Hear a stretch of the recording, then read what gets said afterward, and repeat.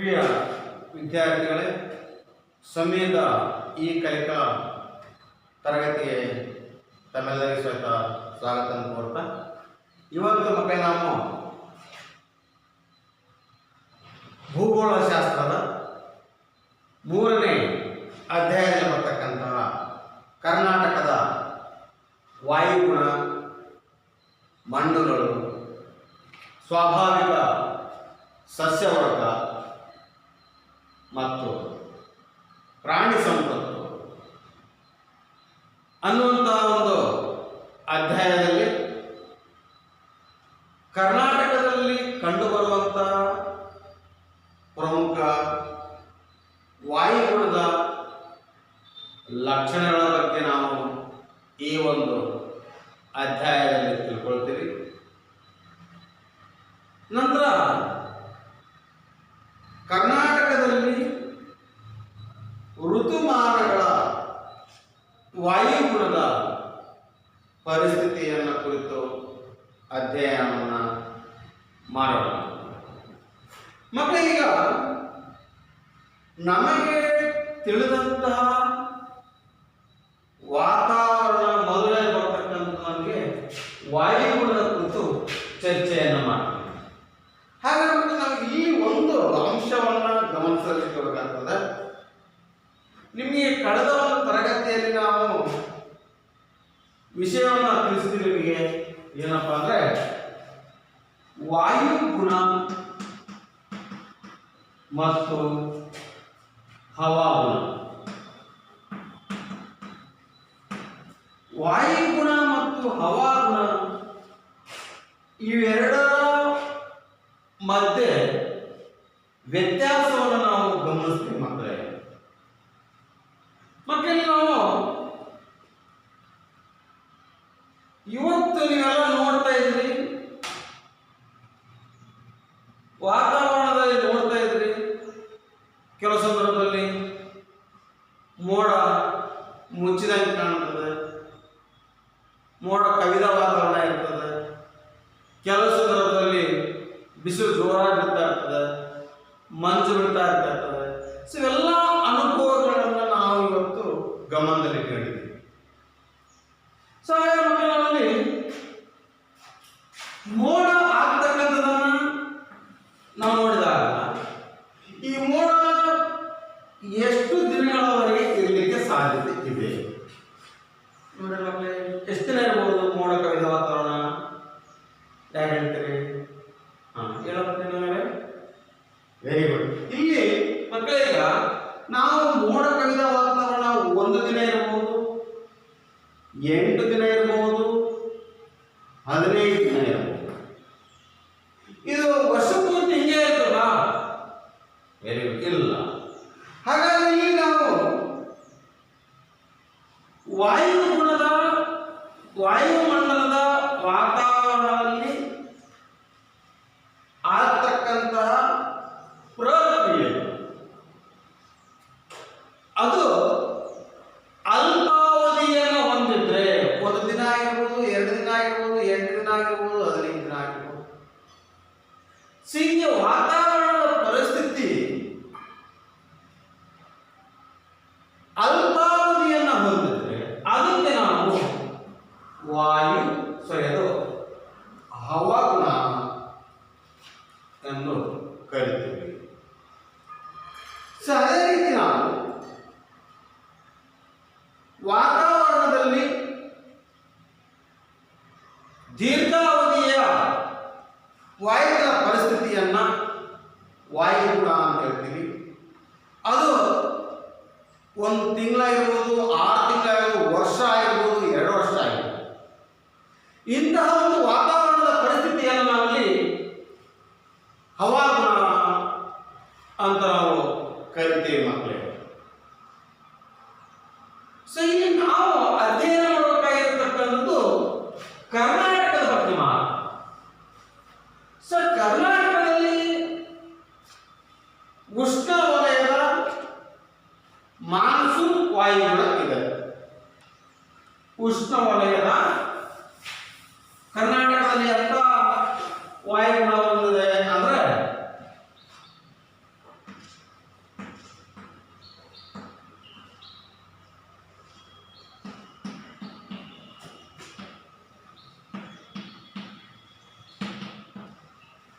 ಉಷ್ಣವಲಯದ ವಾಯುಗುಣ.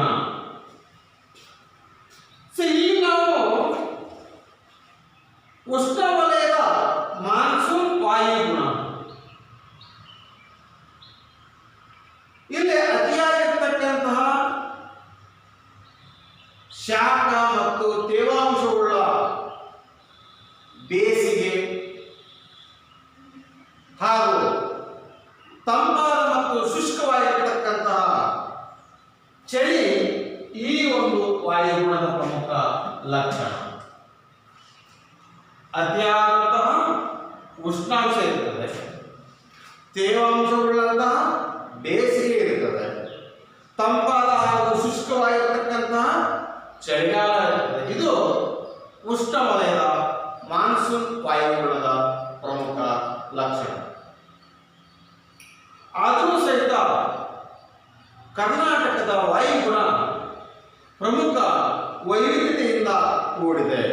ಹಾಗಾಗಿ ಈ ವೈವಿಧ್ಯತೆಯಿಂದ ಕೂಡಿರಲಿಕ್ಕೆ ಪ್ರಮುಖವಾಗಿರತಕ್ಕಂಥ ಕಾರಣ ಏನಪ್ಪಾ ಅಂದ್ರೆ ಕರ್ನಾಟಕದ ಭೌಗೋಳಿಕ ಸ್ಥಾನ, ಸಮುದ್ರದ ಸಾಮೀಪ್ಯ, ಭೂಸ್ವರೂಪ, ಸ್ವಾಭಾವಿಕ ಸಸ್ಯವರ್ಗ, ಮಾನ್ಸೂನ್ ಮಾರುತಗಳು ಈ ಒಂದು ವಾತಾವರಣಕ್ಕೆ ಮುಖ್ಯವಾಗಿರತಕ್ಕಂತಹ ಪ್ರಮುಖ ಕಾರಣ. ಹೀಗಾಗಿ ವಾರ್ಷಿಕವಾಗಿ ಉಷ್ಣಾಂಶ ಮತ್ತು ಮಳೆ ಹಂಚಿಕೆ ರಾಜ್ಯಾದ್ಯಂತ ಏಕರೀತಿಯಾಗಿರದೆ ವ್ಯತ್ಯಾಸ ಇರತಕ್ಕಂಥದ್ದು ನಾವಿಲ್ಲಿ ಗಮನಿಸಬಹುದಾಗಿದೆ. ಹಾಗಾದರೆ ಕರ್ನಾಟಕದ ಋತುಮಾನಗಳು ಅಂದರೆ ವಾಯುಗುಣದ ಋತುಗಳು ಭಾರತದಂತೆ ಕರ್ನಾಟಕದ ವಾರ್ಷಿಕ ವಾಯುಗುಣವನ್ನು 4 ಭಾಗಗಳಾಗಿ ವಿಂಗಡಿಸಲಾಗಿದೆ.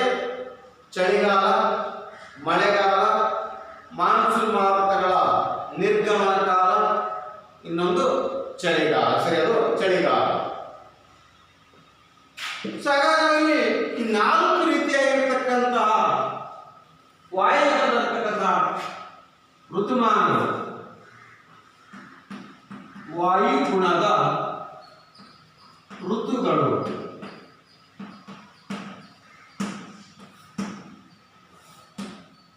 ಒಂದು ಬೇಸಿಗೆ ಕಾಲ, 2 ಮಳೆಗಾಲ, 3 ಮಾನ್ಸೂನ್ ಮಾರುತಗಳ ನಿರ್ಗಮನ ಕಾಲ, 4 ಚಳಿಗಾಲ. ಈ 4 ಋತುಮಾನಗಳ ವಾಯುಗುಣದ ಋತುಗಳನ್ನು ಕರ್ನಾಟಕದಲ್ಲಿ ನಾವು ಕಾಣ್ತೇವೆ. ಅದರಲ್ಲಿ ಮೊದಲನೇದಾಗಿರತಕ್ಕಂಥದ್ದು ಬೇಸಿಗೆ ಕಾಲ. ಬೇಸಿಗೆ ಕಾಲ ಮಾರ್ಚ್ ಇಂದ ಮೇ ತಿಂಗಳವರೆಗೆ ಸುತ್ತ ಬರ್ತದೆ.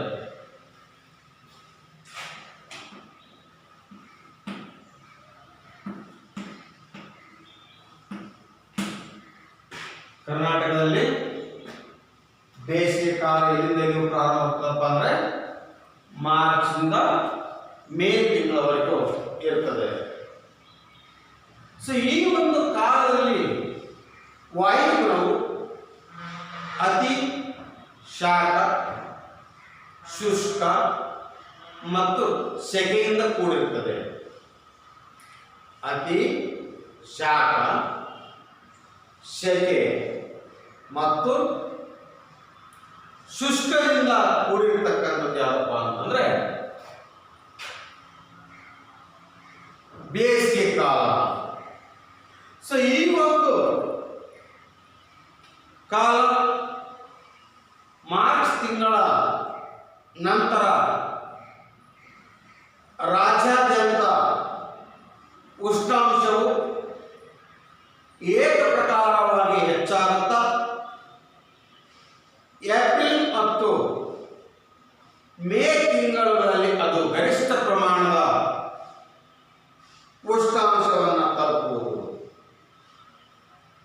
ನಿಮಗೆ ಗೊತ್ತೇ ಇದೆ, ಕರ್ನಾಟಕದಲ್ಲಿ ಬಿಸಿಲು ನಾಡು ಅಂತ ಯಾವ್ದು ಕರಿತೀವಿ ಅಂದ್ರೆ ಒಮ್ಮೆಲೆ ನೆನಪಾಗ್ತಕ್ಕಂಥ ಯಾವ ಜಿಲ್ಲೆ ಇದೆ?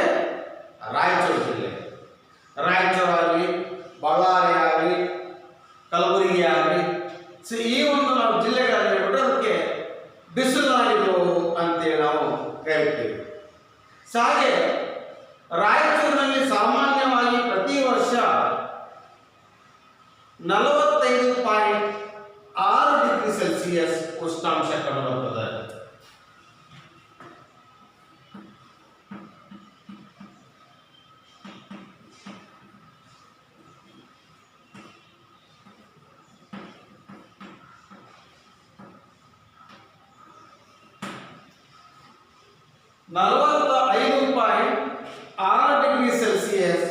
ಉಷ್ಣಾಂಶ ದಾಖಲಾಗಿರುವುದರಿಂದ ಇದು ನಮ್ಮ ರಾಜ್ಯದಲ್ಲಿಯೇ ಅತಿ ಹೆಚ್ಚು ಉಷ್ಣಾಂಶ ದಾಖಲಾಗಿರುವಂತಹ ಪ್ರದೇಶವಾಗಿದೆ. ಯಾವುದು? ರಾಯಚೂರು ಜಿಲ್ಲೆ.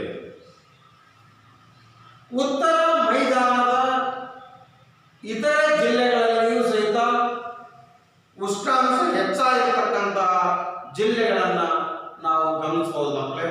ಅದಕ್ಕೆ ನಿಮ್ಗೆ ಹೇಳಿದ್ರೆ ನಾನು ಯಾವ್ದಪ್ಪ ಅಂದ್ರೆ ಬಳ್ಳಾರಿಯ ಉದಾಹರಣೆ ಕೊಟ್ಟೆ ನಾನು, ಇನ್ನೊಂದು ಕಲಬುರಗಿ ಜಿಲ್ಲೆಗಳನ್ನು ಸಹಿತ ನಾವು ಉದಾಹರಣೆ ಕೊಟ್ಟಿರ್ತಕ್ಕಂಥ. ಒಟ್ಟಿನಲ್ಲಿ ಈ ಒಂದು ಮಾರ್ಚ್ ಮತ್ತು ಮೇ ತಿಂಗಳ ಅವಧಿಯಲ್ಲಿ ಇಡೀ ಕರ್ನಾಟಕವು ಅಧಿಕ ಶಾಖದಿಂದ ಕೂಡಿರುತ್ತದೆ. ಅಂದ್ರೆ ಉಷ್ಣಾಂಶ ಈ ಒಂದು ಕಾಲದಲ್ಲಿ ಹೆಚ್ಚಾಗಿರುತ್ತದೆ. ಉತ್ತರ ಮೈದಾನದಲ್ಲಿ ಆರ್ದ್ರತೆಯ ಪ್ರಮಾಣ ಅಂತಕ್ಕಂಥದ್ದು ದಕ್ಷಿಣದ ಮೈದಾನಕ್ಕಿಂತಲೂ ಕಡಿಮೆ ಇರುತ್ತದೆ. ಬೇಸಿಗೆಯಲ್ಲಿ ಅಧಿಕ ಬಾಷ್ಪೀಕರಣದಿಂದ ಮಳೆ ಮೋಡಗಳು ನಿರ್ಮಾಣವಾಗಿ ಗುಡುಗು, ಮಿಂಚು, ಸಿಡಿಲುಗಳ ಅಬ್ಬರದಿಂದ ಏನಾಗ್ತದಪ್ಪ ಅಂದ್ರೆ ಪರಿಸರದ ಮಳೆ ಆಗ್ತದೆ. ನೀವು ನೋಡಿರುವ ಮಕ್ಕಳಲ್ಲಿ ಈ ಬಾಷ್ಪೀಭವನ ಅಂತಕ್ಕಂಥದ್ದು ಗೊತ್ತಾಗ್ತದೆ. ಉದಾಹರಣೆ ಅಂತಂದ್ರೆ ನೀವು ಮನೆಯಲ್ಲಿ ಅಡಿಗೆ ಮಾಡ್ಬೇಕಾಗಿರ್ಬೋದು, ಪಾತ್ರೆಯನ್ನು ಇಟ್ಟು ಒಲೆ ಹಚ್ಚಿರ್ತೀರ, ಅದ್ರ ಮೇಲೆ ಮುಚ್ಚಳವನ್ನು ಹಾಕಿರ್ತೀವಿ. ಆ ಮುಚ್ಚಳವನ್ನು ತೆಗೆದ ತಕ್ಷಣ ಏನಾಗ್ತದೆ, ಆ ಮುಚ್ಚಳದ ಮೇಲೆ ನೀರು ಇರ್ತದೆ. ಸೊ ಇದಾಗಕ್ಕೆ ಏನಂದ್ರೆ ಹವೆ ಹೋಗ್ತಾ ಇರ್ತದಲ್ಲ, ಆ ಆವಿಯಾಗಿ ಹೋಗ್ತಕ್ಕಂಥ ಅಂಶ ಅದಕ್ಕೆ ಬಾಷ್ಪೀಭವನ ಅಂತ ಕರಿತೀವಿ. ಸೊ ಹೀಗೆ ಬೇಸಿಗೆ ಕಾಲದಲ್ಲಿ ಹೆಚ್ಚು ಬಾಷ್ಪೀಭವನ ಹೊಂದಿ ಅದು ಮೋಡವಾಗಿ ಮಳೆಯಾಗಿ ಸುರಿತಕ್ಕಂಥ ನಾವು ಇಲ್ಲಿ ನೋಡ್ತೀವಿ. ಸೊ ಅದರಲ್ಲಿ ಗುಡುಗು, ಸಿಡಿಲು, ಮಿಂಚು, ಸೊ ಇವುಗಳ ಜೊತೆಗೆ ಅಬ್ಬರವಾಗಿ ಮಳೆ ಬೀಳ್ತಕ್ಕಂಥ ಸಂದರ್ಭವನ್ನ ಈ ನಾವು ಬೇಸಿಗೆ ಕಾಲದಲ್ಲಿ ನೋಡಬಹುದು. ಇನ್ನು ಕೆಲವೇ ಸಂದರ್ಭದಲ್ಲಿ ಆಲಿಕಲ್ಲುಗಳು ಸಹಿತ ಮಳೆ ಬೀಳ್ತಕ್ಕಂಥ ನಾವು ನೋಡಬಹುದು. ಹಾಗಾಗಿ ನಿಮ್ಮ ಒಂದು ಅನುಭವದ ಪ್ರಕಾರ ಮಕ್ಕಳೇ, ಈ ಬೇಸಿಗೆ ಕಾಲದಲ್ಲಿ ಮಳೆ ಯಾವ ಪ್ರಾರಂಭ ನೋಡೋಣ. ಸಾಮಾನ್ಯವಾಗಿ ಮಧ್ಯಾಹ್ನದ ನಂತರ ಏನಾಗ್ತದೆ, ಮಳೆಗಳು ಬೀಳ್ತಕ್ಕಂಥದ್ದು ಪ್ರಾರಂಭವಾಗ್ತದೆ. ಸೊ ಈ ಮಳೆ ಬೀಳ್ತಕ್ಕಂಥದ್ದು ಮಳೆಗಾಲದ ಮಳೆ ಆಗುವ ಹಾಗೆ ನಿರಂತರವಾಗಿ ದಿನಪೂರ್ತಿ ಮಳೆ ಆಗೋದಿಲ್ಲ. ಅಲ್ಪಾವಧಿಯಲ್ಲಿ ಮಳೆ ಸುರಿತಾ ಹೋಗ್ತಕ್ಕಂಥ ನಾವಿಲ್ಲಿ ನೋಡಬಹುದು. ಸೊ ಇಂತಹ ಒಂದು ಸಂದರ್ಭದಲ್ಲಿ ಆಗ್ತಕ್ಕಂಥ ಮಳೆ ಕರ್ನಾಟಕದಲ್ಲಿ ಕಾಫಿ ಗಿಡಗಳು ಹೂ ಬಿಡಲಿಕ್ಕೆ ಪ್ರಾರಂಭ ಆಗ್ತದೆ. ಹಾಗಾಗಿ ಈ ಮಳೆಯನ್ನ ಕಾಫಿ ಹೂ ಮಳೆ ಅಂತೇಳಿ ಕರೀತಾರೆ. ಅಂದ್ರೆ ಮಾರ್ಚ್ ಮತ್ತು ಮೇ ತಿಂಗಳಲ್ಲಿ ಬೀಳ್ತಕ್ಕಂಥ ಮಳೆ ಯಾವ್ದು ಸಹಾಯ ಆಗ್ತದೆ? ಕಾಫಿ ಹೂ ಬಿಡಲು ಸಹಾಯವಾಗುವುದರಿಂದ ಇಲ್ಲಿ ಈ ಒಂದು ಕಾಲದಲ್ಲಿ ಆಗ್ತಕ್ಕಂತಹ ಮಳೆಯನ್ನ ಏನಂತ ಕರೀತಾರೆ? ಕಾಫಿ ಹೂ ಮಳೆ ಅಂತ ಹೇಳಿ ಕರೀತಾರೆ. ಹಾಗೂ ಮಾವಿನ ಫಸಲು, ಈ ಮಾವು ಫಸಲಿಗೆ ನೆರವಾಗೋದ್ರಿಂದ ಇದನ್ನ ಏನಂತ ಕರೀತಾರೆ? ಮಾವಿನ ಕೊಯ್ಲು. ಮಾವು ಫಸಲು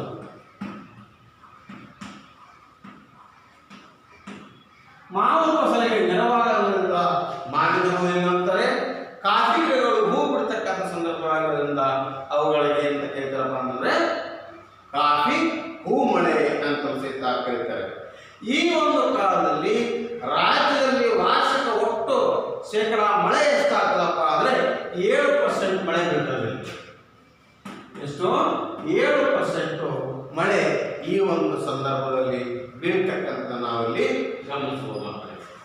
ಇನ್ನ ಯಾವುದು ಎರಡನೇದಾಗಿ ಬರ್ತಕ್ಕಂಥದ್ದು ಮಳೆಗಾಲ.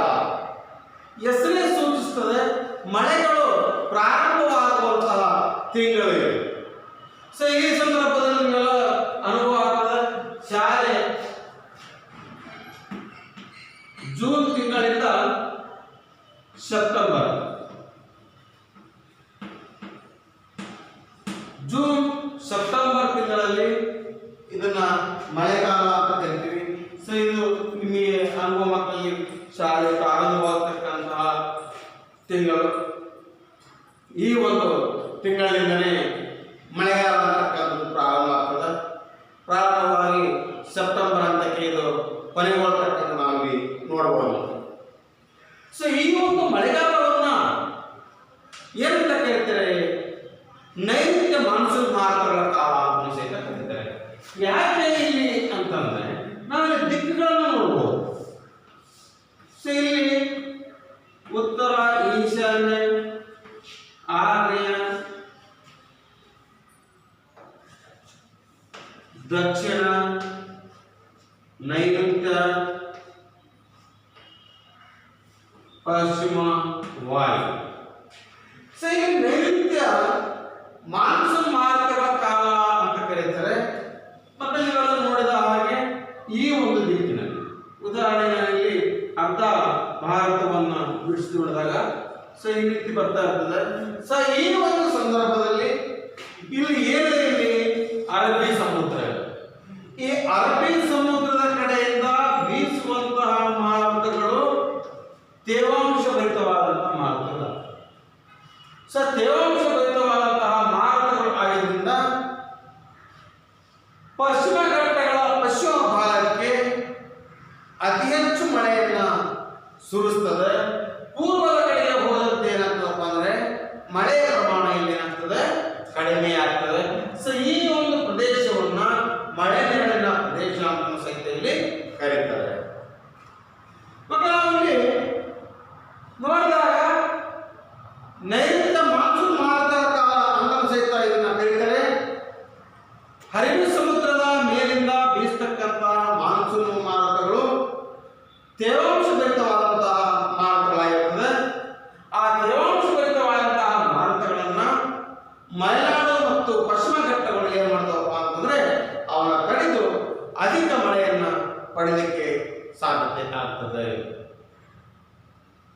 ಮತ್ತಿನ್ನ ಅದು ಪೂರ್ವದ ಕಡೆಗೆ ಹೋದಂತೆ ಮಳೆಯ ಪ್ರಮಾಣ ಏನಾಗ್ತದಪ್ಪ ಅಂದ್ರೆ ಕಡಿಮೆ ಆಗ್ತಾ ಹೋಗ್ತದೆ. ಸೊ ಹಾಗಾಗಿ ಈ ಪೂರ್ವದ ಮೈದಾನವನ್ನ ಏನಂತ ಕರೀತಾರಪ್ಪ ಅಂದ್ರೆ ಮಳೆಯ ನೆರಳಿನ ಪ್ರದೇಶ ಅಂತೇಳಿ ಕರೀತಾರೆ. ನೀವು ನೋಡಿದಾಗೆ ಕರ್ನಾಟಕದಲ್ಲಿ ಜಾಸ್ತಿ ಹೆಚ್ಚು ಮಳೆ ಬೀಳ್ತಕ್ಕಂಥ ಅಧಿಕ ಹೆಚ್ಚು ಮಳೆ ಬೀಳ್ತಕ್ಕಂಥ ಪ್ರದೇಶ ಯಾವುದು? ಯಾರು ಹೇಳ್ತೀರಿ? ಹೇಳ್ತೀಯಪ್ಪ ನೀನು? ಸರಿ ಕೇಳು. Very good. ಯಾರಪ್ಪ ಅಂದ್ರೆ ಆಗುಂಬೆ. ಆಗುಂಬೆಯನ್ನ ಕರ್ನಾಟಕದಲ್ಲಿ ಅತ್ಯಧಿಕ ಮಳೆ ಬೀಳ್ತಕ್ಕಂಥ ಪ್ರದೇಶ ಆಗಿದೆ. ಹಾಗಾಗಿ ಆಗುಂಬೆಯನ್ನ ಏನಂತ ಕರೀತಾರಪ್ಪ ಅಂದ್ರೆ ದಕ್ಷಿಣದ ಚಿರಾಪುಂಜಿ.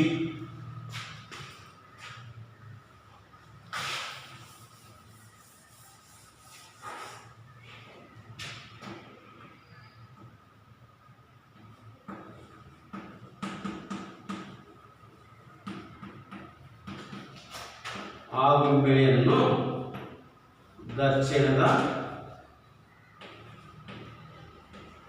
ಚಿರಾಪುಂಜಿ ಎಂದು ಕರೆಯುತ್ತಾರೆ. ಯಾಕೆ ಇಲ್ಲಿ ನಾವು ದಕ್ಷಿಣ ಚಿರಾಪುಂಜಿಯಲ್ಲಿ ಅಲ್ಲಿ ಹೆಚ್ಚು ಮಳೆ ಬೀಳ್ತದೆ? ಭಾರತದಲ್ಲಿ ಅತಿ ಹೆಚ್ಚು ಮಳೆ ಬೀಳ್ತಕ್ಕಂಥದ್ದು ಚಿರಾಪುಂಜಿ ಇರತಕ್ಕಂಥ ಮೋಸಿ ಗ್ರಾಮ ಅಂತ ಕರಿತೀವಿ.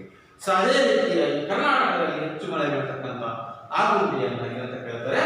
ದಕ್ಷಿಣದ ಚಿರಾಪುಂಜಿ ಅಂತ ಹೇಳಿ ನಾವಿಲ್ಲಿ ಕರೀತಕ್ಕಂಥ ನಾವು ವಾಸ್ತವವಾಗಿ ನೋಡ್ತೇವೆ. ಸೊ ಇನ್ನ ಕರ್ನಾಟಕದಲ್ಲಿ ಭಾಗಮಂಡಲ, ಹುಲಿಕಲ್ಗಳಲ್ಲಿ ಸಹಿತ ಅತ್ಯಧಿಕ ಮಳೆಯನ್ನು ಪಡಿತಕ್ಕಂತಹ ಪ್ರದೇಶಗಳು. ಇನ್ನು ನಮಗೆ ಇನ್ನೊಂದು ಗೊತ್ತಿದೆ, ಕರ್ನಾಟಕದ ಚಿತ್ರದುರ್ಗ ಜಿಲ್ಲೆಯ ಚಳ್ಳಕೆರೆ. ಆ ಚಳ್ಳಕೆರೆಯ ತಾಲೂಕಿನ ಅದು ಚಳ್ಳಕೆರೆಯ ಸಮೀಪ ಇರತಕ್ಕಂಥ ನಾಯಕನಹಟ್ಟಿ. ಈ ನಾಯಕನಹಟ್ಟಿ ಕರ್ನಾಟಕದಲ್ಲಿಯೇ ಅತಿ ಕಡಿಮೆ ಮಳೆ ಪಡೆಯುವ ಪ್ರದೇಶ.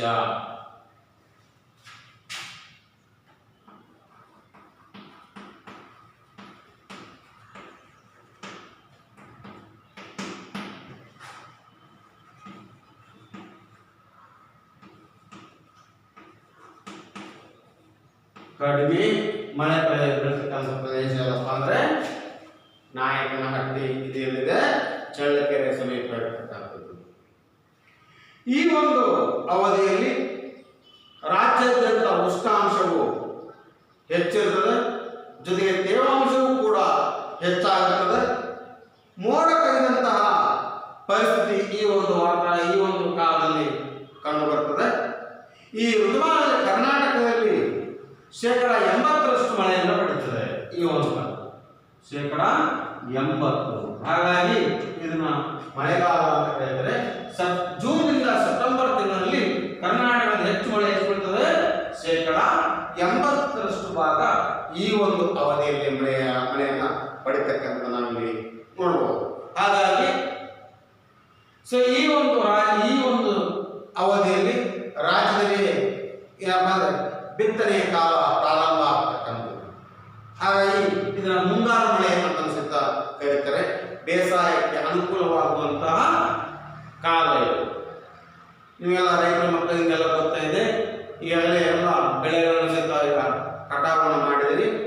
ನಂತರ ಎಲ್ಲ ಗದ್ದೆಗಳನ್ನು ಆಕಳನ್ನೆಲ್ಲ ಹೊಡೆದು ಈಗ ಸಮ ಮಾಡಿದಿರಿ. ನಂತರ ಮತ್ತೆ ಸ್ಟಾರ್ಟ್ ಆಗ್ತದೆ. ಯಾವಾಗ? ಜೂನ್ ತಿಂಗಳಿಂದ ಬಿತ್ತನೆಗಳು ಪ್ರಾರಂಭ ಆಗ್ತದೆ. ಯಾಕೆ ಜೂನಲ್ಲಿ ಪ್ರಾರಂಭ ಆಗ್ತದೆ ಅಂತಂದ್ರೆ ಅಲ್ಲಿ ಮಳೆ ಆ ಟೈಮಿಂದ ಪ್ರಾರಂಭ ಆಗ್ತದೆ. ಬೆಳೆಗಳಿಗೆ ಅನುಕೂಲವಾಗತಕ್ಕಂಥ ಅವಧಿ ಇದು. ಇನ್ನು ಮಾನ್ಸೂನ್ ಮಾರುತಗಳ ನಿರ್ಗಮನ ಕಾಲ. ಈಗ ನಾವು ಹೇಳ್ತೀವಿ ನೈಋತ್ಯ ದಿಕ್ಕಿನಿಂದ ಮಾರುತಗಳು ಭಾರತದ ಅಥವಾ ಕರ್ನಾಟಕದ ಒಳಗೆ ಬರಲಿಕ್ಕೆ ಪ್ರಾರಂಭ ಆಯಿತು. ಈ ಒಂದು ಅವಧಿಯಲ್ಲಿ ಈ ಒಳಬರುವಂತ ಮಾನ್ಸೂನ್ ಮಾರುತಗಳು ಮತ್ತೆ ಏನಾಗ್ತದೆ? ವಾಪಸ್ಸು ಹೊರಗೋಗಲಿಕ್ಕೆ ಪ್ರಾರಂಭ ಆಗ್ತದೆ. ಅಂತಹ ಒಂದು ಮಾರುತಗಳನ್ನ ಏನಂತ ಕರೀತಾರಪ್ಪ ಅಂದ್ರೆ ನೈಋತ್ಯ ಮಾನ್ಸೂನ್ ಮಾರುತಗಳ ನಿರ್ಗಮನ ಕಾಲ ಅಥವಾ ಈಶಾನ್ಯ ಮಾನ್ಸೂನ್ ಮಾರುತಗಳ ಕಾಲ. ಯಾಕೆ ಇಲ್ಲಿ ಈಶಾನ್ಯ ಮಾನ್ಸೂನ್ ಮಾರುತಗಳ ಕಾಲ ಅಂತ ಕರೀತಾರಪ್ಪ ಅಂದ್ರೆ ಇಲ್ಲಿ ನಿಮಗೆಲ್ಲ ಗೊತ್ತಿರೋ ಹಾಗೆ ಇದು ನೈಋತ್ಯ, ಇದು ಈಶಾನ್ಯ. ಈ ಮಾನ್ಸೂನ್ ಮಾರುತಗಳು ಹೊರ ಹೋಗಲಿಕ್ಕೆ ಅಂದ್ರೆ ಈ ಈಶಾನ್ಯ ಮಾರುತಗಳ ಒತ್ತಡ ಹೆಚ್ಚಾಗ್ತಾ ಇದೆ. ಇಲ್ಲಿಂದ ಒತ್ತಡ ಹೆಚ್ಚಾಗೋದ್ರಿಂದ ಈ ನೈಋತ್ಯ ಮಾನ್ಸೂನ್ ಮಾರುತಗಳು ಏನಾಗ್ತದೆ? ಹೊರ ಹೋಗಲಿಕ್ಕೆ ಪ್ರಾರಂಭ ಆಗ್ತದೆ. ಈ ಕಡೆಯಿಂದ ತಳ್ಳಲ್ಪಡ್ತದೆ. ತಳ್ಳಿದಾಗ ಆ ಮಾರುತಗಳು ಏನಾಗ್ತದೆ? ಹೊರ ಹೋಗಲಿಕ್ಕೆ ಪ್ರಾರಂಭವನ್ನ ಮಾಡ್ತದೆ. ಹಾಗಾಗಿ ಈ ನೈಋತ್ಯ ಮಾನ್ಸೂನ್ ಮಾರುತಗಳ ನಿರ್ಗಮನ ಕಾಲವನ್ನ ಈಶಾನ್ಯ ಮಾನ್ಸೂನ್ ಮಾರುತಗಳ ಕಾಲ ಅಂತ ಸಹಿತ ಕರೀತಾರೆ. ಈ ಒಂದು ಸಂದರ್ಭದಲ್ಲಿ ಉತ್ತರ ಭಾರತದಲ್ಲಿ ಉಷ್ಣಾಂಶ ಕಡಿಮೆಯಾಗಿ ಒತ್ತಡ ಹೆಚ್ಚಾಗ್ತದೆ. ಈ ಭಾಗ ಉಷ್ಣಾಂಶ ಕಡಿಮೆ ಆಗ್ತದೆ, ಒತ್ತಡ ಏನಾಗ್ತದೆ? ಹೆಚ್ಚಾಗ್ತಾ ಹೋಗ್ತದೆ. ಹಾಗಾಗಿ ನೈಋತ್ಯ ಮಾನ್ಸೂನ್ ಮಾರುತಗಳು ಈಶಾನ್ಯದಿಂದ ನೈಋತ್ಯಕ್ಕೆ ಬೀಸ್ತಾ ಇರ್ತದೆ. ಹಾಗಾಗಿ ಭೂಭಾಗದಿಂದ ಬೀಸುವಂತಹ ಈ ಮಾರುತಗಳು ಮಳೆಯನ್ನು ತರುವುದಿಲ್ಲ. ಯಾಕಂದ್ರೆ ಉತ್ತರ ಭಾರತದಲ್ಲಿ ಸಮುದ್ರ ಇಲ್ಲ. ಹಾಗಾಗಿ ಭೂಭಾಗದಿಂದ ಬೀಸ್ತಕ್ಕಂಥ ಮಾರುತಗಳು ಹೆಚ್ಚು ಮಳೆಯನ್ನು ಇಲ್ಲಿ ಅಧಿಕ ಮಳೆಯನ್ನು ತರುವುದಿಲ್ಲ. ನಂತರ ಇಲ್ಲಿ ಈಶಾನ್ಯದಿಂದ ನೈಋತ್ಯಕ್ಕೆ ಬೀಸುತ್ತಾ ಇವು ಏನಾಗ್ತದಪ್ಪ ಅಂದ್ರೆ ನಿರ್ಗಮಿಸ್ತದೆ. ಈಶಾನ್ಯದಿಂದ ನೈಋತ್ಯ ದಿಕ್ಕಿನ ಕಡೆಗೆ ಬೀಸ್ತದೆ. ಆದರೆ ಇವು ಬಂಗಾಳಕೊಲ್ಲಿಯಿಂದ ಬೀಸುವಾಗ ಈ ಕಡೆ ಬಂಗಾಳಕೊಲ್ಲಿಯಿಂದ ಬೀಸುವಾಗ ದಕ್ಷಿಣ ಮೈದಾನದ ಜಿಲ್ಲೆಗಳಿಗೆ ಸ್ವಲ್ಪ ಮಳೆ ಮಳೆಯನ್ನ ಪಡೀತದೆ. ಈ ಬಂಗಾಳ ಕೊಲ್ಲಿಯಲ್ಲಿ ಆಗುವಂತಹ ಚಂಡಮಾರುತಗಳ ಪ್ರಭಾವದಿಂದ ನವೆಂಬರ್ ತಿಂಗಳು ಮತ್ತು ಡಿಸೆಂಬರ್ ತಿಂಗಳಲ್ಲಿ ಮಳೆ ಆಗ್ತಕ್ಕಂಥ ಸಂಭವವನ್ನು ಈ ಒಂದು ಅವಧಿಯಲ್ಲಿ ನಾವು ಕಾಣ್ತೀವಿ. ಈ ಒಂದು ಋತುಮಾನದಲ್ಲಿ ಶೇಕಡ 12ರಷ್ಟು ಮಳೆಯನ್ನು ಈ ಕಾಲದಲ್ಲಿ ಪಡಿತೀವಿ. ಇಲ್ಲಿ ತಿಂಗಳ ನವೆಂಬರ್ ಟು ಡಿಸೆಂಬರ್ ಶೇಕಡ 12ರಷ್ಟು ಮಳೆಯನ್ನು ಈ ಒಂದು ಅವಧಿಯಲ್ಲಿ ನಾವು ಪಡ್ತಕ್ಕಂಥ ವೀಕ್ಷಣೆಯನ್ನು ಮಾಡಿಕೊಳ್ಳುತ್ತೇವೆ.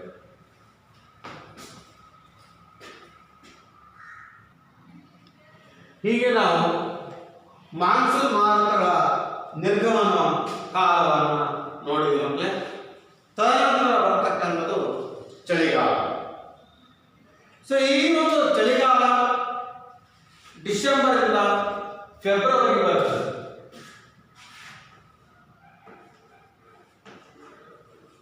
ಡಿಸೆಂಬರ್ ಫೆಬ್ರವರಿ ಚಳಿಗಾಲದ ಅವಧಿ ಡಿಸೆಂಬರ್ ಇಂದ ಫೆಬ್ರವರಿವರೆಗೆ ಕಂಡುಬರ್ತದೆ. ಸೊ ಈ ಒಂದು ಚಳಿಗಾಲದಲ್ಲಿ ಕಡಿಮೆ ಉಷ್ಣಾಂಶ ಇರ್ತದೆ, ಕಡಿಮೆ ಆರ್ದ್ರತೆಯ ಪ್ರಮಾಣ ಇರ್ತದೆ, ಮಳೆ ಕಡಿಮೆ ಆಗ್ತದೆ. ಆಮೇಲೆ ನೀವು ನೋಡುವ ಮಕ್ಕಳೇ ಆಕಾಶವನ್ನು ನೋಡಿದಾಗ ತಿಳಿಯಾದಂತಹ ಆಕಾಶಗಳಂತಹ ಹವಾಮಾನ ಇಲ್ಲಿ ಇರ್ತದೆ. ಸೊ ಈ ಒಂದು ಅವಧಿಯಲ್ಲಿ ಉಷ್ಣಾಂಶ ಸರಾಸರಿ ಉಷ್ಣಾಂಶ 25 ಡಿಗ್ರಿಯಿಂದ 27 ಡಿಗ್ರಿ ಸೆಲ್ಸಿಯಸ್ ಉಷ್ಣಾಂಶ ಈ ಒಂದು ಅವಧಿಯಲ್ಲಿ ಕಂಡುಬರುತ್ತದೆ. ಜನವರಿ ಅತಿ ಕಡಿಮೆ ಉಷ್ಣಾಂಶ ದಾಖಲಾಗುವಂತಹ ತಿಂಗಳು. ಜನವರಿ ತಿಂಗಳಲ್ಲಿ ಅತಿ ಕಡಿಮೆ ಉಷ್ಣಾಂಶ ದಾಖಲಾಗತಕ್ಕಂಥ ತಿಂಗಳು. ಆದ್ದರಿಂದ ಈ ಒಂದು ಮಾಸವನ್ನು ಕರ್ನಾಟಕದ ಪ್ರವಾಸ ಮಾಸ ಅಂತೇಳಿ ಕರೀತಾರೆ. ಜನವರಿ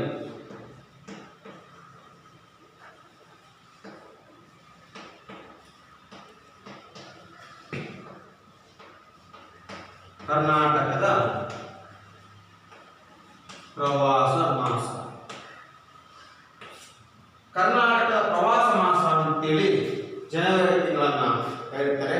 ಇಲ್ಲಿ ಯಾಕೆ ಜನವರಿ ತಿಂಗಳನ್ನು ಕರೀತಾರಪ್ಪ ಅಂತಂದ್ರೆ ಆ ಜನವರಿ ತಿಂಗಳಲ್ಲಿ ಕಡಿಮೆ ಉಷ್ಣಾಂಶದಲ್ಲಿ ದಾಖಲಾಗ್ತದೆ. ಆಗ ಆ ಒಂದು ಸಂದರ್ಭದಲ್ಲಿ ಕರ್ನಾಟಕದ ಬೆಳಗಾವಿಯಲ್ಲಿ ಕನಿಷ್ಠ ಉಷ್ಣಾಂಶ 6.7 ಡಿಗ್ರಿ ಸೆಲ್ಸಿಯಸ್ ಉಷ್ಣಾಂಶ ಇರ್ತದೆ. ಇನ್ನು ಉತ್ತರ ಕರ್ನಾಟಕದ ಜಿಲ್ಲೆಗಳಲ್ಲಿ ಕಡಿಮೆ ಉಷ್ಣಾಂಶ ಇದ್ದು, ಉದಾಹರಣೆಗೆ ವಿಜಯಪುರ, ಕಲಬುರಗಿ, ಬೀದರ್ ಈ ಜಿಲ್ಲೆಗಳಲ್ಲಿ ಈ ಒಂದು ಅವಧಿಯಲ್ಲಿ ಉಷ್ಣಾಂಶ ಕಡಿಮೆ ಆಗ್ತದೆ. ಚಳಿಗಾಲದಲ್ಲಿ ಮಳೆಯ ಹಂಚಿಕೆ ಅತಿ ಕಡಿಮೆ ಇದ್ದು, ಅಂದರೆ ರಾಜ್ಯದ ಒಟ್ಟು ಮಳೆಯಲ್ಲಿ ಕೇವಲ 1% ಮಾತ್ರ ಮಳೆ ಈ ಒಂದು ಅವಧಿಯಲ್ಲಿ ಆಗ್ತದೆ. 1% ಮಾತ್ರ ಮಳೆ ಬೀಳ್ತಕ್ಕಂಥದ್ದು ಎಲ್ಲಿ ಅಂದರೆ ಚಳಿಗಾಲದಲ್ಲಿ ಪ್ರಾರಂಭ ಆಗ್ತದೆ. ಒಮ್ಮೊಮ್ಮೆ ಪ್ರಾತಃ ಕಾಲದಲ್ಲಿ ಕಾವಳ ಕಂಡು ಬರ್ತದೆ. ಮಕ್ಕಳಲ್ಲಿ ಇಬ್ಬರಿ ಕವಿದಂತ ವಾತಾವರಣ ನೋಡಿದೀವಲ್ಲ, ಮನ್ಸು ಬೀಳ್ತಕ್ಕಂಥ ನೋಡಿದೀವಲ್ಲ, ಎದುರುಗಡೆ ಬರ್ತಕ್ಕಂಥ ವೆಹಿಕಲ್ಸ್ ಆಗಲಿ ಏನು ಕಾಣಲ್ಲ, ಆ ರೀತಿಯಾಗಿ ಮನ್ಸು ಬೀಳ್ತದೆ. ಇದಕ್ಕೆ ಕಾವಳ ಅಂತಕ್ಕಂಥ ನಮಗೆ ಕರೀತೀವಿ. ಸೊ ನಂತರ ಮಕ್ಕಳಲ್ಲಿ ಇಷ್ಟು ಒಂದು ಅವಧಿಯನ್ನು ಯಾವುದು ಕರ್ನಾಟಕದ ವಾಯುಗುಣದ ಋತುಗಳನ್ನು ನಾವು ಅಧ್ಯಯನ ಮಾಡಿದ್ವಿ. ಅದರಲ್ಲಿ ಅದು ಋತುಕಾಲಗಳು ಬೇಸಿಗೆಕಾಲ, ಬೇಸಿಗೆಕಾಲ ಮಾರ್ಚ್ನ ಮೇವರೆಗೆ. ಸೊ ಅಲ್ಲಿ ರಾಯಚೂರಿನಲ್ಲಿ ಹೆಚ್ಚು ಬಿಸಿಲು ಬೀಳ್ತಕ್ಕಂಥದ್ದು ಎಷ್ಟಪ್ಪ ಅಂದರೆ 45.6 ಡಿಗ್ರಿ ಸೆಲ್ಸಿಯಸ್ ಉಷ್ಣಾಂಶ ದಾಖಲಾಗಿರ್ತದೆ. ಇದು ಕರ್ನಾಟಕದಲ್ಲಿ ಅತಿ ಹೆಚ್ಚು ಉಷ್ಣಾಂಶವನ್ನು ಹೊಂದಿರತಕ್ಕಂಥ ಜಿಲ್ಲೆ ಅಂತ ಕರೀತಾರೆ. ಸೊ ಈ ಸಂದರ್ಭದಲ್ಲಿ ಸಹಿತ ಮಳೆ ಆಗ್ತದೆ. ಹೆಚ್ಚು ಬಾಷ್ಪೀಭವನ ಹೊಂದಿ ಮಳೆ ಬೀಳಲಿಕ್ಕೆ ಪ್ರಾರಂಭ, ಗುಡುಗುಸಿಗಳಿಂದ ಮಧ್ಯಾಹ್ನದ ವೇಳೆಗೆ ಮಳೆ ಬರ್ತಕ್ಕಂಥ ಸಂದರ್ಭವನ್ನು ನೋಡ್ತೀವಿ. ಸೊ ಆ ಒಂದು ಸಂದರ್ಭದಲ್ಲಿ ಕಾಫಿ ಗಿಡಗಳು ಹೂ ಬಿಡಲಿಕ್ಕೆ ಅನುಕೂಲವಾಗುವುದರಿಂದ ಈ ಮಳೆಯನ್ನು ಕಾಫಿ ಹೂ ಮಳೆ ಅಂತ ಸಹಿತ ಕರೀತಾರೆ. ತದನಂತರ ಮಾವು ಫಸಲು ಬರ್ತಕ್ಕಂಥ ಬೆಳೆ, ಆ ಮಾವು ಫಸಲು ಆದ್ದರಿಂದ ಇದನ್ನು ಮಾವಿನ ಕೊಯ್ಲು ಅಂತ ಸಹಿತ ಕರೀತಾರೆ. ಇನ್ನು ಮಳೆಗಾಲ ಇದು ಜೂನ್ ತಿಂಗಳಿಂದ ಸೆಪ್ಟೆಂಬರ್ ತಿಂಗಳಲ್ಲಿ ಸಹಿತ ಆಗ್ತಕ್ಕಂಥ ಈ ಕಾಲ. ಸೊ ಇಲ್ಲಿ ಸರಾಸರಿ ವಾರ್ಷಿಕ ಮಳೆಯಲ್ಲಿ 80% ಮಳೆಯನ್ನು ಈ ಒಂದು ಅವಧಿಯಲ್ಲಿ ಪಡಿತೀವಿ. ಹೆಚ್ಚು ವ್ಯವಸಾಯಗಳ ಕೃಷಿಗೆ ಹೆಚ್ಚು ಅನುಕೂಲವಾಗತಕ್ಕಂಥದ್ದು ಈ ತಿಂಗಳಲ್ಲಿ ನೈಋತ್ಯ ಮಾನ್ಸೂನ್ ಮಾರುತಗಳ ಕಾಲ ಅಂತ ಸಹಿತ ಇಲ್ಲಿ ಕರೀತಾರೆ. 80% ಮಳೆಯನ್ನು ಬೀಳುತ್ತದೆ. ಕರ್ನಾಟಕದಲ್ಲಿ ಆಗುಂಬೆ ಅತಿ ಹೆಚ್ಚು ಮಳೆಯನ್ನು ಬೀಳ್ತಕ್ಕಂಥದ್ದು. ಸೊ ಇದನ್ನ ದಕ್ಷಿಣದ ಚಿರಾಪೂಜಿ ಅಂತ ಸಹಿತ ಇದನ್ನ ಕರೀತಾರೆ. ಸೊ ನಂತರ ಮಾನ್ಸೂನ್ ಮಾರುತಗಳ ನಿರ್ಗಮನ ಕಾಲವನ್ನ ಈಶಾನ್ಯ ಮಾನ್ಸೂನ್ ಮಾರುತಗಳ ಕಾಲ ಅಂತ ಸಹಿತ ಕರೀತಾರೆ. ಈ ಒಂದು ಅವಧಿಯಲ್ಲಿ ವಾರ್ಷಿಕ ಸರಾಸರಿ ಮಳೆಯಲ್ಲಿ 12% ಮಳೆಯನ್ನು ಬೀಳ್ತದೆ. ಸೊ ಇಲ್ಲಿ ಅತಿ ಕಡಿಮೆ ಮಳೆ ಬೀಳ್ತಕ್ಕಂಥದ್ದಿದೆ. ಕರ್ನಾಟಕದ ಚಿತ್ರದುರ್ಗ ಜಿಲ್ಲೆಯ ಚಳ್ಳಕೆರೆ ಸಮೀಪ ಇರತಕ್ಕಂಥ ನಾಯಕನಹಟ್ಟಿ, ಈ ನಾಯಕನಹಟ್ಟಿಯಲ್ಲಿ ಅತ್ಯಂತ ಕಡಿಮೆ ಮಳೆ ಬೀಳ್ತಕ್ಕಂತಹ ಪ್ರದೇಶ ಆಗಿದೆ. ಇನ್ನು ಈ ಮಾನ್ಸೂನ್ ಮಾರುತ ನಿರ್ಗಮನ ಕಾಲ ನವೆಂಬರ್ ತಿಂಗಳಿಂದ ಡಿಸೆಂಬರ್ ತಿಂಗಳವರೆಗೆ ಇರ್ತದೆ. ನಂತರ ಈ ಚಳಿಗಾಲ ಪ್ರಾರಂಭ ಆಗ್ತಕ್ಕಂಥದ್ದು ಡಿಸೆಂಬರ್ನಿಂದ ಫೆಬ್ರವರಿ ತಿಂಗಳ ಅವಧಿಯಲ್ಲಿ. ಸೊ ಇಲ್ಲಿ ಈ ಒಂದು ಅವಧಿಯಲ್ಲಿ ಅತಿ ಕಡಿಮೆ ಉಷ್ಣಾಂಶ, ಅತಿ ಕಡಿಮೆ ಶುಷ್ಕ ವಾತಾವರಣ ಇರ್ತದೆ. ತಿಳಿಯಾದ ಆಕಾಶ ಹೊಂದಿರತಕ್ಕಂಥ ಮೋಡಗಳ ಸ್ಥಿತಿಯಲ್ಲಿ ಕಂಡು ಬರ್ತದೆ. ಸೊ ಈ ಒಂದು ಸಂದರ್ಭದಲ್ಲಿ ಜನವರಿ ತಿಂಗಳಲ್ಲಿ ಅತಿ ಕಡಿಮೆ ಉಷ್ಣಾಂಶ ಆಗ್ತದೆ.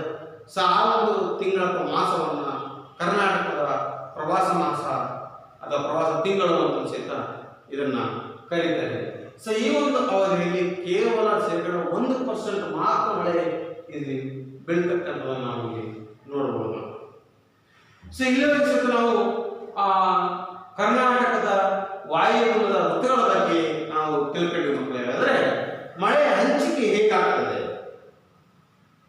ಕರ್ನಾಟಕದ ಮಳೆ ಹಂಚಿಕೆ ಮಲೆನಾಡು, ಕರಾವಳಿ ಈ ಭಾಗಗಳು ನಮಗೆ ಗೊತ್ತಿದ್ದ ಹಾಗೆ ಅತ್ಯಧಿಕ ಮಳೆಯನ್ನ ಪಡಿತಕ್ಕಂಥ ಪ್ರದೇಶಗಳು. ಪೂರ್ವ ಭಾಗದ ಮೈದಾನಗಳು ಇವು ಕಡಿಮೆ ಮಳೆಯನ್ನ ಪಡಿತಕ್ಕಂತಹ ಪ್ರದೇಶಗಳು. ಅಕಾಲಿಕ ಮತ್ತು ಅಸಮಾನ ಮಳೆಯ ಹಂಚಿಕೆಯಿಂದ ರಾಜ್ಯದಲ್ಲಿ ಆಗಾಗ್ಗೆ ಏನಾಗ್ತದಪ್ಪ ಅಂದರೆ ಬರಗಾಲ ಉಂಟಾಗ್ತದೆ, ಪ್ರವಾಹಗಳು ಸಂಭವಿಸ್ತಕ್ಕಂಥದನ್ನು ನಾವಿಲ್ಲಿ ನೋಡಬಹುದು. ಸೊ ಹೀಗೆ ಕರ್ನಾಟಕದಲ್ಲಿ ವಾಯುಗುಣ ಹೇಗೆ ಇದೆ, ಅದರ ಪರಿಸ್ಥಿತಿ ಹೇಗಿದೆ ಅಂತಕ್ಕಂಥ ಅಂಶವನ್ನು ಸಹಿತ ನಾವು ಈ ಒಂದು ಅಧ್ಯಾಯಕ್ಕೆ ನಾವು ತಿಳ್ಕೊಳ್ತೀವಿ ಮಕ್ಕಳೇ.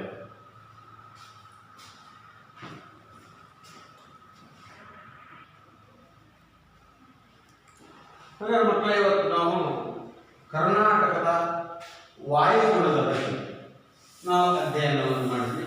ಈ ಒಂದು ಅಧ್ಯಾಯದಿಂದ ನಾವು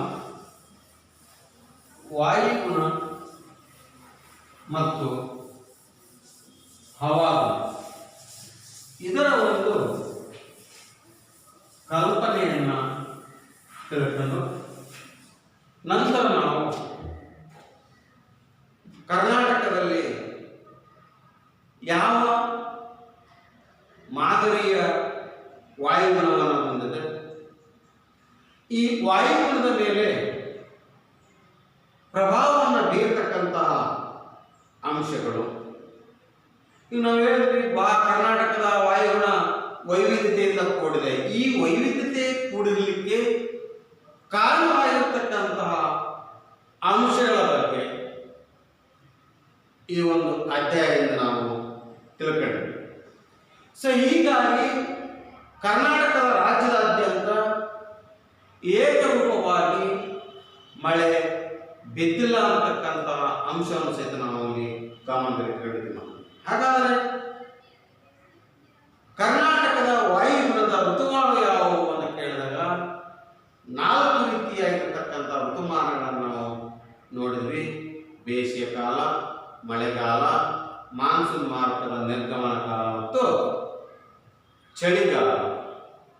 ಈ 4 ಋತುಮಾನಗಳನ್ನು ಅಧ್ಯಯನ ಮಾಡಿ ಆದ ನಂತರ ಆ ಮಳೆಯ ಹಂಚಿಕೆಯನ್ನು ಸಹಿತ ಕುರಿತು ಚರ್ಚೆಯನ್ನು ಮಾಡಿದ್ದೇವೆ. ಸೊ ಹಾಗಾದ್ರೆ ಮಕ್ಕಳೇ, ಕರ್ನಾಟಕದಲ್ಲಿ ಕಂಡು ಬರ್ತಕ್ಕಂತಹ ವಾಯುಗುಣ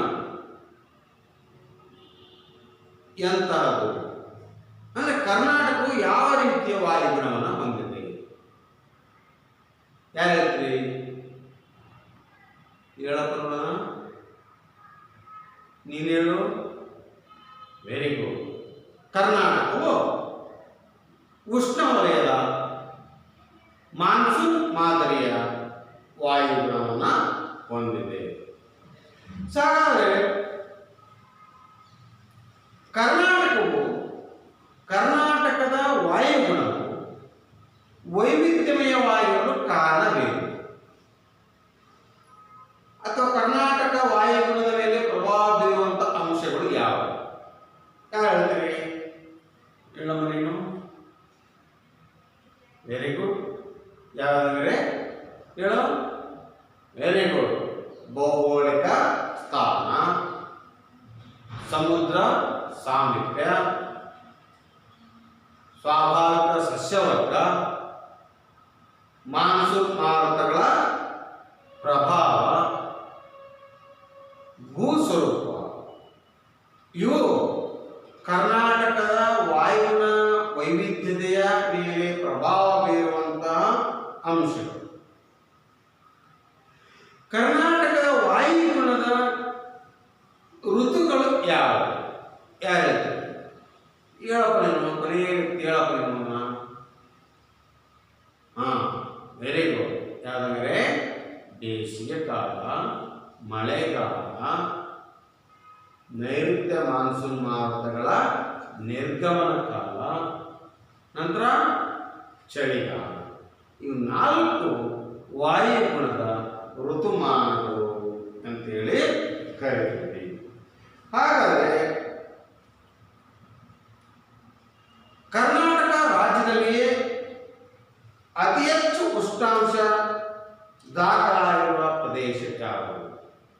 ಯಾರತ್ರಿ? Very good.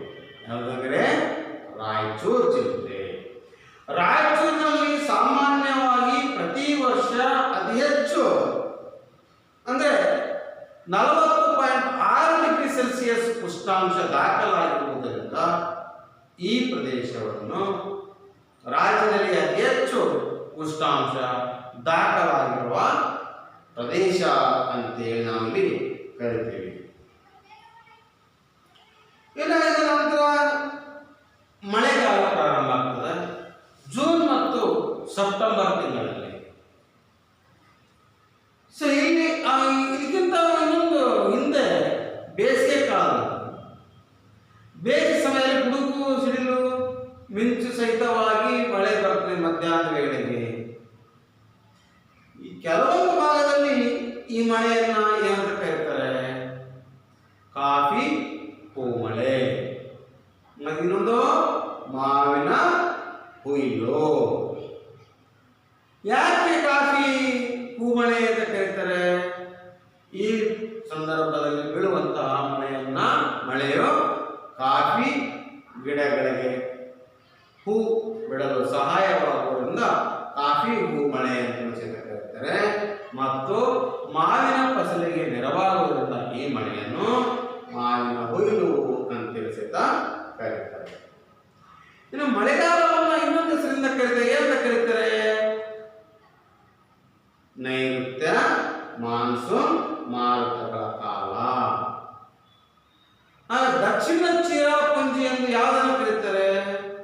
ದಕ್ಷಿಣದ ಚಿರಾಪುಂಜಿ ಎಂದು ಆಗುಂಬೆಯನ್ನು ಕರೆಯುತ್ತಾರೆ. ಯಾಕೆ? ಕರ್ನಾಟಕದಲ್ಲಿ ಅತಿ ಹೆಚ್ಚು ಮಳೆ ಬೀಳುವಂತಹ ಪ್ರದೇಶ. ಇನ್ನು ಕೆಲವು ಪ್ರದೇಶಗಳಿದವು. ಯಾವಂದ್ರೆ ಹುಲಿಕಲ್, ಇನ್ನೊಂದು ಭಾಗಮಂಡಲ. ಹುಲಿಕಲ್ ಮತ್ತು ಭಾಗಮಂಡಲಗಳ ಸಹಿತ ಅತಿ ಹೆಚ್ಚು ಮಳೆ ಬೀಳ್ತಕ್ಕಂಥ ಪ್ರದೇಶಗಳಿವು. ಇನ್ನು ಕರ್ನಾಟಕದಲ್ಲಿ ಅತಿ ಕಡಿಮೆ ಮಳೆ ಬೀಳ್ತಕ್ಕಂಥ ಪ್ರದೇಶ ಎಲ್ಲಿದಪ್ಪ? ಯಾರು ಹೇಳ್ತೀರಿ? ಇಲ್ಲಂದ್ರೆ ಚಿತ್ರದುರ್ಗ ಜಿಲ್ಲೆಯ ಚಳ್ಳಕೆರೆ ಸಮೀಪ ಇರುವಂತಹ ನಾಯಕನಹಟ್ಟಿ. ಇದು ಕರ್ನಾಟಕದಲ್ಲಿ ಅತಿ ಕಡಿಮೆ ಮಳೆ ಬೀಳುವಂತಹ ಪ್ರದೇಶವಾಗಿದೆ. ಇನ್ನು ಮಾನ್ಸೂನ್ ಮಾರುತಗಳ ನಿರ್ಗಮನ ಕಾಲ. ಮಾನ್ಸೂನ್ ಮಾರುತಗಳ ನಿರ್ಗಮನ ಕಾಲವನ್ನು ಏನಂತ ಕರೀತಾರಪ್ಪ? ಈಶಾನ್ಯ ಮಾನ್ಸೂನ್ ಮಾರುತಗಳ ಕಾಲ ಎಂತಲೂ ಕರೆಯುತ್ತಾರೆ. ಈ ಸಂದರ್ಭದಲ್ಲಿ ಭಾರತದಲ್ಲಿ ಮಳೆ ಕಡಿಮೆ ಬೀಳುತ್ತದೆ. ಇನ್ನು ಚಳಿಗಾಲ. ಚಳಿಗಾಲದಲ್ಲಿ ಕರ್ನಾಟಕದ ಪ್ರವಾಸ ಮಾಸ ಅಂತೇಳಿ ಯಾವ ಕರೀತಾರಪ್ಪ ಅಂದ್ರೆ ಯಾವ ತಿಂಗಳನ್ನು ಕರೀತಾರೆ? ಜನವರಿ ತಿಂಗಳನ್ನು ಕರೀತಾರೆ. ಯಾಕೆ ಜನವರಿ ತಿಂಗಳು ಕರೀತಾರೆ? ಅತಿ ಕಡಿಮೆ ಉಷ್ಣಾಂಶ ದಾಖಲಾಗುವಂತಹ ತಿಂಗಳದು. ಹಾಗಾಗಿ ಅಂತ ಕರೀತಾರಪ್ಪ ಅಂದ್ರೆ ಕರ್ನಾಟಕದ ಪ್ರವಾಸ ತಿಂಗಳು ಅಂತೇಳಿ ಕರೀತಾರೆ.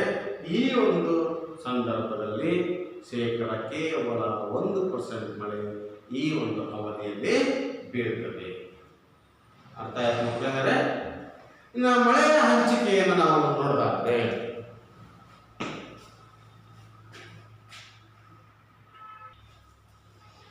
ಮಳೆಯ ಹಂಚಿಕೆಯನ್ನು ನೋಡೋದಾದ್ರೆ ಕರ್ನಾಟಕದ ಕರಾವಳಿ ಪ್ರದೇಶ ಮತ್ತು ಮಲೆನಾಡು ಪ್ರದೇಶಗಳು ಅತಿ ಹೆಚ್ಚು ಮಳೆಯನ್ನು ಪಡೆತಕ್ಕಂತಹ ಪ್ರದೇಶಗಳು.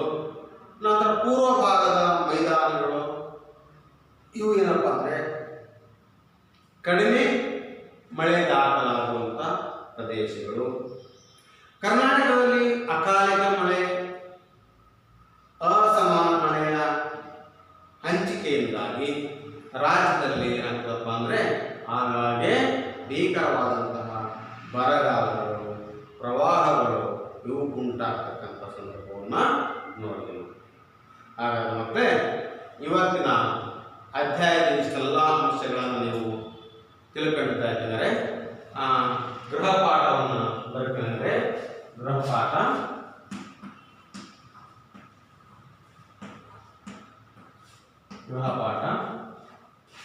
ಕರ್ನಾಟಕ ವಾಯುಗುಣದ